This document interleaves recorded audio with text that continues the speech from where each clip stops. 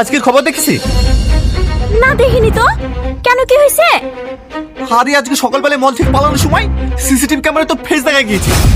Police তোকে তন্ন তন্ন করে খুঁজছে। তুই একটা কাজ কর, তুই যে কোনো জায়গায় পালিয়ে যা। আমিও তাই চাই। চল না টনি, আমরা দূরে কোথাও গিয়ে নতুন করে জীবন শুরু করি। দেখ মায়া, এটা মজা করার সময় না। তোকে আগেও বলেছি, এখনো বলছি, আমি বিবাহিত। আমি আমার স্ত্রীকে আমার জীবনের থেকে বেশি ভালোবাসি। তাই বলছি পাগলামি করিস না। আমি তোকে যেটা বলছি সেটা শোন। আরে আমি তো তোকে আর কি করছিলাম। দেখ মায়া, এটা আর কি মারার সময় না। তুই তাড়াতাড়ি গা ঢাকা দে। আর আমিও সিদ্ধান্ত নিয়ে ফেলেছি, আমি আমার বউকে নিয়ে অন্য শহরে চলে যাব, যেখানে না থাকবে কোনো বস, না থাকবে কোনো পুলিশের অত্যাচার। আসছি।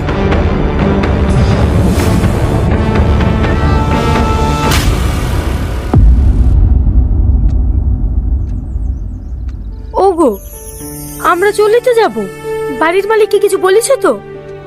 ও নিয়ে তোমার টেনশন করতে হবে না। রাত 10টায় ট্রেন, আমি এর মধ্যে ঠিক বলে দেবো। তুমি এখন জামা কাপড়গুলো সব গুছিয়ে নাও। কোথায় যাবা ভাবছো? চেন্নাই। চেন্নাই তো যাবো বলছো, কিন্তু একটা অচেনা শহর, কোথায় থাকবো, কি করব? ও নিয়ে তোমাকে ভাবতে হবে না। চেন্নাই আমার একটা বন্ধু থাকে, ওর সাথে থেকে বিল্ডিং এর কাজ করব, আর দুটো ডাল ভাত খেয়ে হলেও তোমাকে নিয়ে সুখে শান্তিতে বাঁচতে পারবো। যাও, ব্যাগপত্রগুলো গুছিয়ে নাও।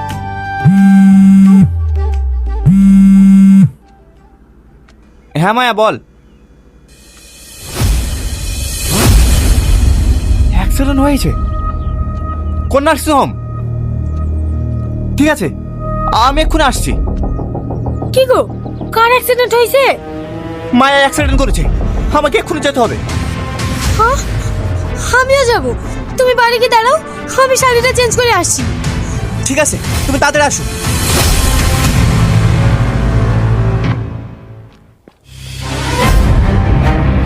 বস, মায়া কেমন আছে? ভালো নেই, ওর অবস্থা খুবই খারাপ। এখানে পেশেন্টের গার্জেন কে আছে? ইমিডিয়েটলি ও নেগেটিভ ব্লাড লাগবে, না হলে কিন্তু পেশেন্টকে বাঁচানো যাবে না। বলছি স্যার, ও নেগেটিভ ব্লাড আপনাদের ব্লাড ব্যাংকে নেই? আরে থাকলে তো হয়েই যেত।